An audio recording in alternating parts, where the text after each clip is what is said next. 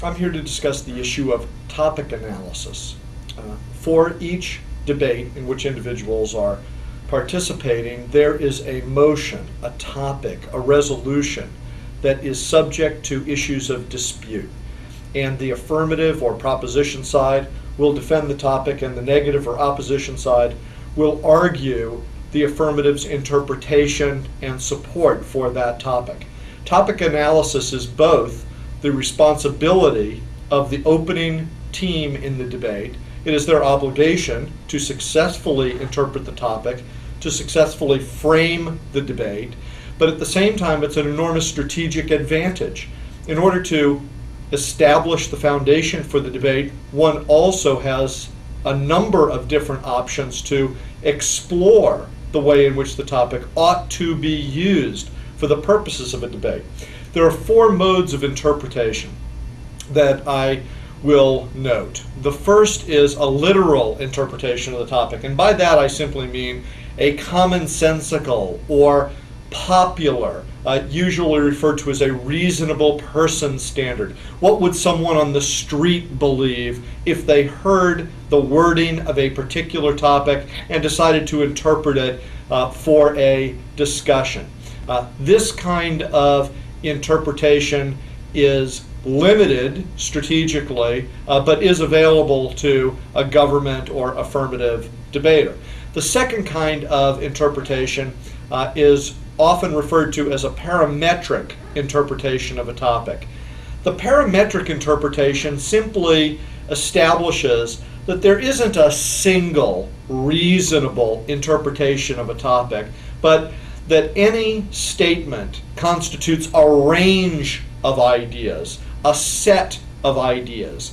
And the role for the interpreting team or individual is to select from that range of ideas the best possible expression of their understanding of the topic. The third kind of interpretation that one might introduce in a debate is the extended analogy. In this circumstance, the interpreting individual recognizes that the topic constitutes a particular idea, and then they take that idea and extend the idea to a target statement. And in the extended analogy, the speaker has to display some loyalty to the original interpretation of the topic. For example, if the topic is in singular in number, then there's an expectation that the extended analogy will also be singular in number, that one wouldn't transpose the grammar of the topic so that a singular topic became a plural interpretation. It wouldn't meet the test of an extended analogy. If we use an example and say that a topic has a single agent of action, the United Nations would carry out an international environmental program. By analogy to international actors, the government or interpreting team might not be able to argue that multiple international agencies should carry out a program of environmental protection. They would be changing the nature of the topic, not interpreting the topic. The final mode of interpretation really does allow complete license for the interpreting speaker, because the final interpretation of the resolution, of any resolution, is to say that the speaker will interpret it as metaphor. The speaker will simply say, this topic stands for something else. The idea may be similar, but it also may be dissimilar.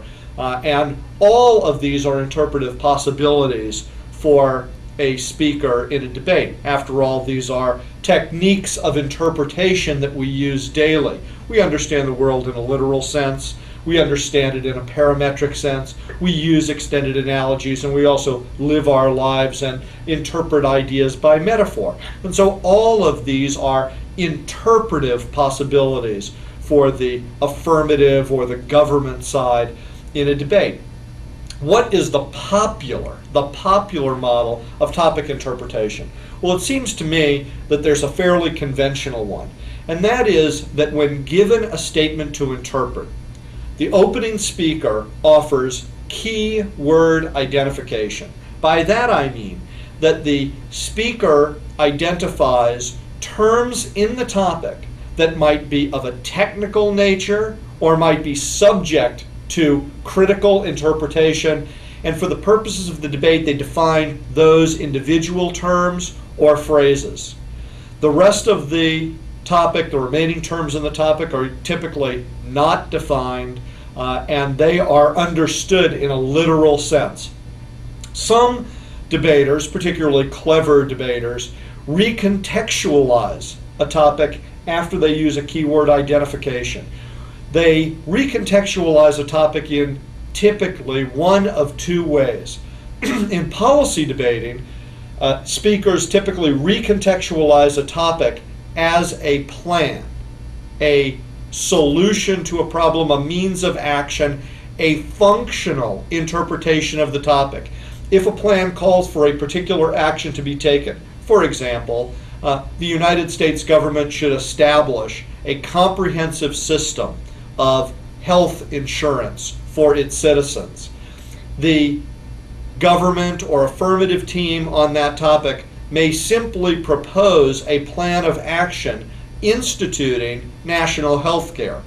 That would be their functional interpretation of the topic, their recontextualization of the topic as a plan of action. In parliamentary and many forms of public debating, sometimes in Lincoln-Douglas debating, there is a recontextualization of a topic as a case statement. And so one might be presented with a given topic, and at the conclusion of keyword identifications, this particular phrase, for the purposes of the debate, will mean the following. And after the debater has gone through that set of keyword identifications, the debater then issues a case statement. They take the words that they have defined and then take those definitions, reform them in the original context of the topic, and then issue a statement for the purposes of this debate. The topic will mean, and then offering their interpretation. Because words are subject to different definitions and interpretation, as the interpretation changes, the topic changes. This is how a topic interpretation becomes a strategic advantage for a government or affirmative team. The team or the individual in Lincoln-Douglas debating can select an interpretation that gives them an edge relative to their opposition in a debate. The individual terms forming the language of the proposition often tell us the kind of proposition that a proposition may be, but they don't tell us how we should argue the proposition. There are different kinds of propositions, but there are generally recognized three kinds of propositions: propositions of fact, propositions of value, and propositions of policy. A proposition of fact makes a simple factual claim. The United States is in a recession, is an example of a proposition of fact. A proposition of value argues that something is good or compares a particular position in a relative sense to another value claim, arguing that it is a relative good. For example, liberty interests ought to be valued over principles of equality. And a proposition of policy calls for a policy action to be taken. The World Health Organization should adopt a comprehensive policy to significantly reduce AIDS in Africa, is an example of a proposition of policy. The terms in the topic tell us whether or not it is a factual claim, whether or not it is a value proposition, or whether or not the motion is a proposition of policy. But that's all it tells us. On any given topic, one debates factual claims, value claims, and issues of policy. The argumentation is distinct from the way in which one might analyze a topic.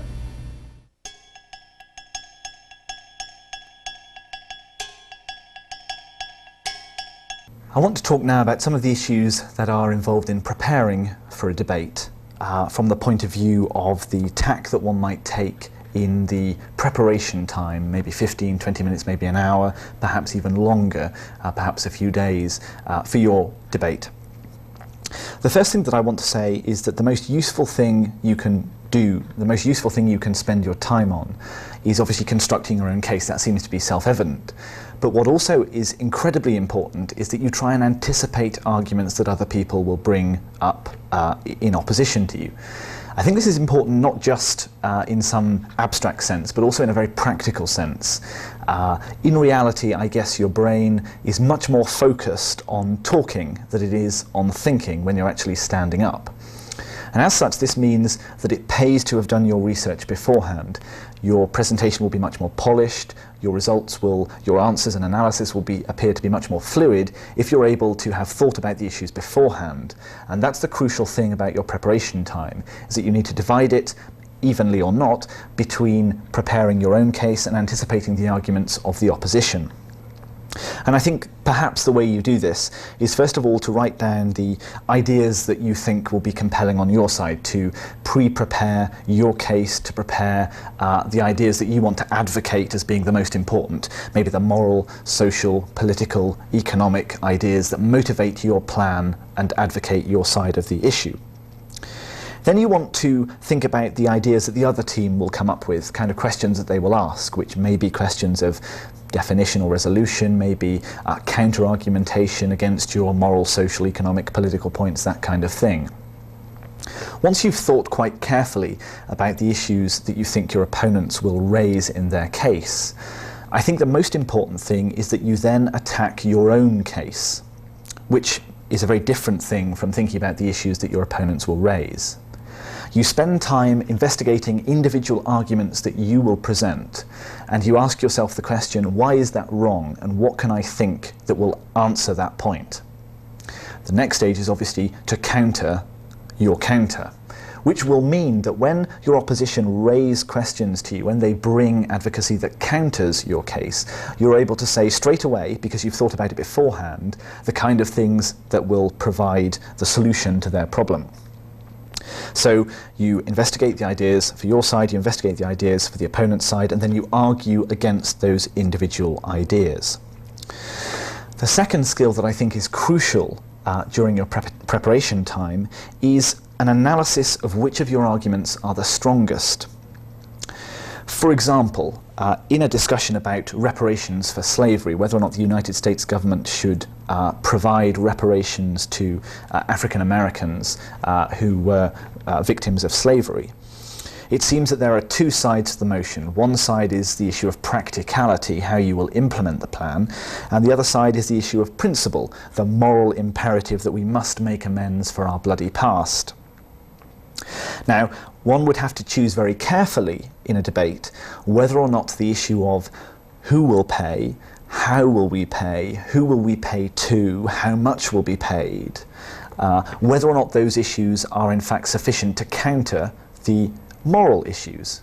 In a similar vein, if the debate has been phrased entirely as an issue of pragmatics, i.e. entirely an issue of how much it will cost, how much the plan will impact various segments of society, that kind of thing, then the burden is on you to assess whether or not the moral imperative or the principle opposition is the one that you wish to take. Because after all, the economics of thought idea says that it's better to use big, important ideas to oppose your opponent rather than small ideas. And that's a very important thing to bear in mind. A crucial part of preparation is to make this prioritization between arguments that are weak and arguments that are strong. The second issue that I want to talk about today is one of research and how you go about preparing yourself for a debate. I think there are a few things that I want to say on this subject. The first of them is the issue of the library.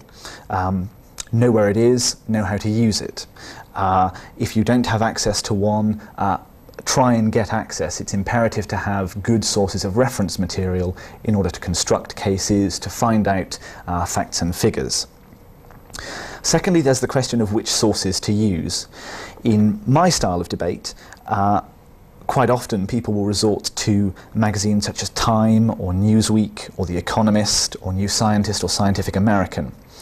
And those are great starting points for general arguments about how you will prepare or what kind of arguments you will use. I think there are also issues of using and abusing new media as much as possible.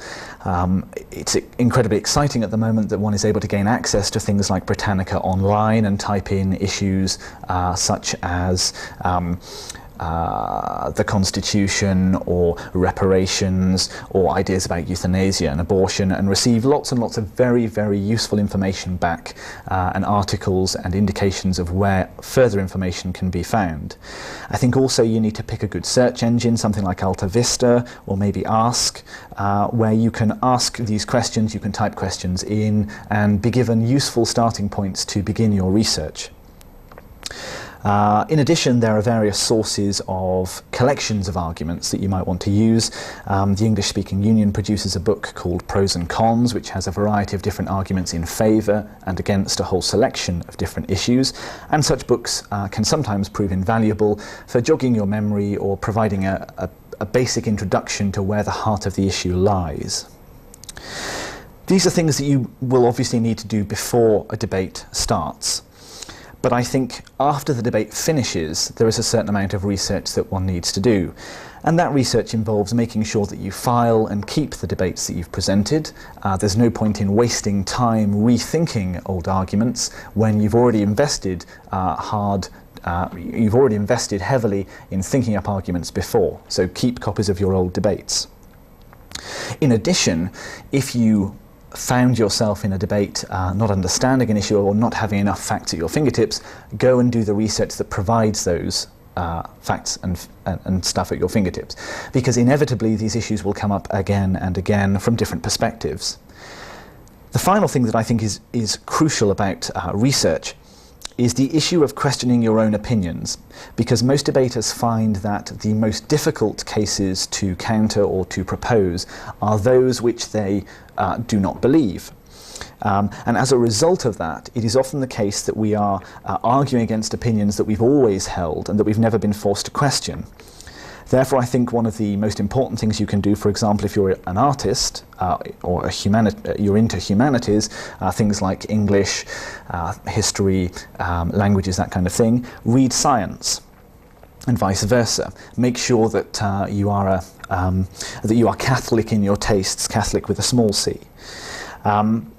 And in addition to this, identify your own individual opinions that you make assumptions about and try to find argumentation against them. If you happen to believe that abortion is absolutely abhorrent, find the arguments that say that it's not, research them, understand them. If you find abortion completely an issue of choice and utterly happy with it, find the arguments that say that it is abhorrent and should be outlawed or that legislation should be passed against it. And as a result of this, you will strengthen your own beliefs and you will also strengthen your own strategies in debating. And I think those two things are crucial.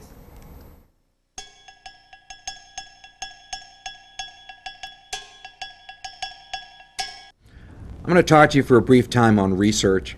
Hardly something that you can teach in a brief period of time, but some of the things I want to share with you I think will be useful. First, I want to talk to you about strategy. When you are engaged in research for argument and debate, you want to have a strategy as you approach your research. The first element of the strategy is pretty important. Limit yourself on the depth of the research. There's only so much research you need. You have to realize that you're only going to speak for a limited period of times in the debates you're going to have. We are not, as debate and argument people, going to demand a sophistication of your arguments similar to what we would demand of a person who is, for example, writing a dissertation or a thesis. You just need to do the research that you need to get done in order to make the arguments. And I think one of the problems that most beginning debaters have is they begin their research, which is difficult, but it's not too hard to learn how to research. And after you learn how to research, you tend to not make the transition to the next step, which is to compile the research and to actually design sophisticated arguments. You tend to continue just researching, and that becomes counterproductive. You only need enough research to make your arguments, and researching beyond that might be useful for doing some scholarly work, but isn't going to necessarily make you a much better debater. The next element of the strategy is limit yourself on the basis of resources. We all deal with the externalities of the world around us. Try to use the resources which you have available. If, for example, there's a college or university library that's somewhere near you, you might want to take advantage of that. You might want to take advantage of the libraries you have in your own town or your own city. There might be situations where you don't have access to sophisticated libraries that carry maybe a lot of periodicals on policy sciences and a lot of material that might be useful in designing some sophisticated arguments in policy debating. That doesn't mean you can't debate. It just means that you might want to choose a strategy that is related to the quality of resources that happens to be in your immediate environment. As I mentioned in another lecture I gave on these videos, you could design criticisms of foreign policy based upon treatises written throughout history on politics. There's a lot of possibilities. You need to focus on the type of research that is possible with the resources you have, and you can design arguments no matter what the resources are. If the resources are finite, then those arguments should be designed to take full advantage of the finite resources you have. The third element of the strategy is limit yourself on the basis of schedule. Many students need to understand that there's a lot of things that fill their daily lives, and you need to schedule in research time, and you need to limit the amount of research you can engage in based upon your current schedule. You don't need to strip your schedule in order to do research, and at the same time you need to schedule in some time to get the research done. The second step in engaging in research is define the resolution you're debating. Spend good quality time sitting down and thinking about what the resolution means, what each word in the resolution means, what each term in the resolution means, and what the resolution may mean as a whole. Every debate is going to be based on some sort of resolution. Whether it's a parliamentary debate and the topic is resolve that crime pays, or whether it's a policy debate and the topic is whether the United States should provide development assistance to the Greater Horn of Africa, you have many terms in these resolutions which need to be precisely defined. If you don't know what they mean, that's where dictionaries and encyclopedias come in handy. The third step in designing research is evaluate your resources. The first thing you want to evaluate is your personal knowledge. Don't discount it. Try to figure out what you do know about the debate resolution and what you don't know before going to the library. And engaging in research, for example, on the internet. There's no reason to do research on items that you know enough about. Instead, focus on the material that is new, novel, and will be different from what you also already know. The other thing I would suggest in evaluating your resources is interview friends and colleagues. Spend some time talking to the people around you, and they might provide you with useful bits of information which you can then use as a starting point for your research design when you start researching the debate policy that you're examining. The next step, I guess the fourth step, would be check on the secondary sources. Most of the research you do will be based on secondary sources, and there's three of those we want to talk about. The first is check encyclopedia and almanac resources. They provide a lot of useful information. They provide geographic information and historical information that you may need in order to do sufficient, adequate, and sophisticated research. You may not know enough about the history of an area that you will be debating or the history of some element of policy, and you need to learn that first before you start doing your research. After that, you want to check library resources, since most of us will go to libraries to do research. We generally talk about three categories of resources. The first are books.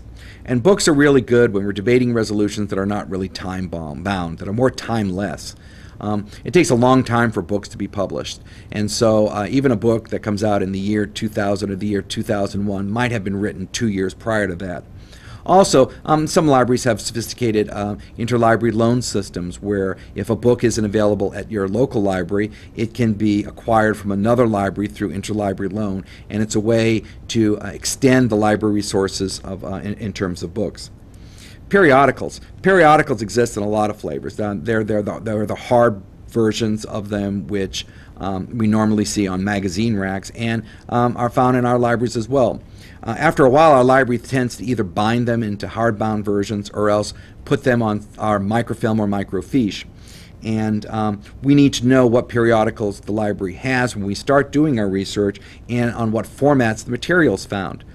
Because oftentimes when we're doing our research, we are going to find ourselves forced to sit down with a microfilm or microfiche projector in order to do the research at the levels we want. Especially since a lot of government periodicals and government publications now come out on microfiche, it's important for you to be able to know how that resource is used at your library. There's a lot of other categories associated with library resources. Most libraries have some sort of government collection which would have resources published by the government, which might be worth reading. They also tend to have a collection of pamphlets. These are fugitive materials that are sent to libraries, which you don't want to really put on a shelf because they'll fall behind the shelves. And so libraries tend to keep them in certain bins or vertical files. And they're often incredibly useful because they provide strong synopses of whatever it is you're reading and researching. The third category of secondary resources is internet related. We are all getting wired onto the internet. It's incredibly pervasive throughout the United States. There's three things to be worth mentioning. First is find a search engine that works for you. There's some search engines on the internet which are called mega search engines, which combine a lot of smaller engines. So try doing advanced searches on them. For example, in the United States, Yahoo, Alta Vista, many of these standard engines have mega search engine design built into them. They also have advanced search capabilities. You can click on an advanced search and actually do more precise searching on the internet. There are some search engines like Google.com, which provides a fairly sophisticated mega search engine as well. And you will discover that search engines go in and out of favor. There's always new ones coming into effect. And talking to other people about it or just watching carefully on the internet will make you aware of that. If not, the reference librarians at most libraries will be able to help. The second thing on the internet worth looking at is newspapers online. Most major newspapers now have online sites, and a lot of the information that is found in their newspapers will make it online. And some of these sites require you to pay for subscriptions, but a lot of the sites remain free. And there's excellent resources for things like New York Times and Washington Post, Christian Science Monitor, and most of the large city newspapers. Finally, there's very sophisticated search engines that are for rent, and things like Dialog and LexisNexis. Most colleges and universities in the United States have special arrangements where students can engage in this type of research, and it's paid for pretty much out of their tuition. A small degree of their tuition goes to pay for these services. These are all paid-for services, and anyone using the services without paying a fee and registering appropriately is committing fraud, and you really need to discourage this. But most libraries have some sort of system like this and will let you use it. The next thing I need to mention is quite simple. Record the information, especially its sources. One thing I think debaters tend to do poorly is recording information accurately. Get a complete citation so you can go back to the source and find the material again if necessary. Record the text so it's accurate. So if you are going to include that text in a debate as the basis for the argument, make sure it's complete. It's not that you have to read every word on that text. You can read a sentence and skip a sentence and read another two sentences and skip another sentence and read the next sentence, and that's fine. But you want the material to all be recorded so you can share it with your opponents in a debate situation. So get accurate text as well. Last, file that information. It is imperative that the information be filed in some logical fashion so you can use it to construct arguments later and make those important briefs. My final statements on research are basically helpful tips. The first helpful tip is maintain bibliographies. If you are using a bibliography to do your research, make sure you file that away so you have the bibliography when you need to go back and update the research later. Next, maintain search strings. When you're searching on the internet and you put a series of words together and those words are the basis for your search, record them. Save them for future use so you know what you used the last time you searched for information so you can repeat it or so you can change it to do a better search. Finally, enough is enough. Just do enough research in order to be competitive as a debater, in order to make arguments. There's no reason to continue to research beyond the point where it's going to be productive in the construction of arguments. In terms of research, you have a general strategy, define your resolution, evaluate your resources, learn those secondary resources that you have available to you, make sure the information is recorded so it can be useful, and take advantage of some of those helpful tips as well. Thank you.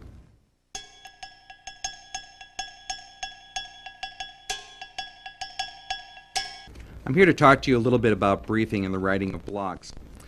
Briefing is an organizational step we have in debate and argument, especially in competitive debating, which involves organizing your research in some coherent fashion so it will be a complete argument and can be presented as such. It reduces the amount of time one has to spend within a given debate organizing his or her material, and allows for a more coherent presentation in a debate setting where you are debating with a partner. In general, the structures of briefs are fairly straightforward, but they fall into two basic categories. The first category we call the shell, and the second category we call the extension briefs. The shell brief itself is the basic structure of an argument that is presented probably the first time the argument is introduced. It tends to be a short brief, often only a page or maybe 2 pages long at most, and it tends to have abbreviated argument structure within it, which will then grow into a more mature argument as the debate progresses. In terms of the shell itself, the shell is constructed with simple language that tells a clear story of how the argument is constructed. For example, if perchance you were going to present something like a disadvantage in a policy debate, the shell would probably begin with some basic thesis statement telling the audience and critics what the disadvantage would be about. Next, it would follow some basic linkage story which would explain why the disadvantage is relevant to the policy that is being debated. There would be some story, some scenario, some internal link story which would explain what would eventually get to an impact or end story, which would describe why the disadvantage is more important than any of the advantages the affirmative might claim from their policy. Now, the shell itself needs to be brief, and its purpose is to introduce the argument into the argument then to be fully completed as the debate progresses. The completion of the argument is often referred to as the blow-up. What happens in the blow-up is that specific areas of the argument are extended or blown up. Hence, the second type of brief we see in academic policy debating is called the extension brief. What the extension brief does is provide more rationale for each of the units found in the shell. For example, in the illustration I gave you about a disadvantage, one of the units of the shell would be the link story, why the disadvantage is relevant to the policy being advocated in the debate. What would happen in an extension brief would be a much more articulated link story. It might explain the link story in greater depth. If, for example, the disadvantage was going to be arguing that the costs associated with adopting the affirmative policy would be undesirable, what the link extension briefs might be is a fuller articulation of what the costs would be and what they would entail. You would also have extension briefs designed for the internal link or scenario story, and you might have extension briefs designed as well for the impact story. Also, you will notice that when you're running an argument, you can predict with some degree of security what the opponent's arguments in response might be. Responding to those arguments happens to also be a function of the briefs. You can design response briefs as extension briefs. If you know, for example, when you're running your disadvantage, that your opponent may argue that the policy they're advocating actually saves money rather than costs money, you might want to have an extension brief already designed which indicates that the cost savings do not occur at the inception of the program, but many years down the line. Hence, the disadvantage occurs even though in the long term the policy might end up saving money. So the structure of briefs tend to fall into the categories of shell briefs and extension briefs. What is in a brief itself? Well, the following units need to be on the brief. The first is a series of assertions. In other words, if you have a set of assertions which would make to any argument that the opponent would present, you might want to write those out on the brief. For example, if we are dealing with the disadvantage that says that the costs of the policy are undesirable, you might have a series of assertions that you make every time the argument is run against you. Those assertions might be that there are other issues more likely to produce whatever impact the negative may be arguing in that debate, or that indeed the scenario they're talking about in terms of budget cuts is not a wise scenario, unlikely to occur, and such. These assertions should be articulated on the brief. Also, there should be clear referencing in the brief, especially on extension and in response extension briefs. You should reference back to evidence read earlier in the debate instead of rereading it, which is definitely not time-wise. So you can refer to evidence often by the source of the evidence itself and by the date of the evidence, and a functional summary of what the evidence said. In the brief also there should be tags, and tags would be simple statements, often not even complete sentences, which describe what the evidence you are about to read is about and what argument you will claim with the evidence you're reading. So the content of the briefs generally are assertions, some referencing, and tags with evidence.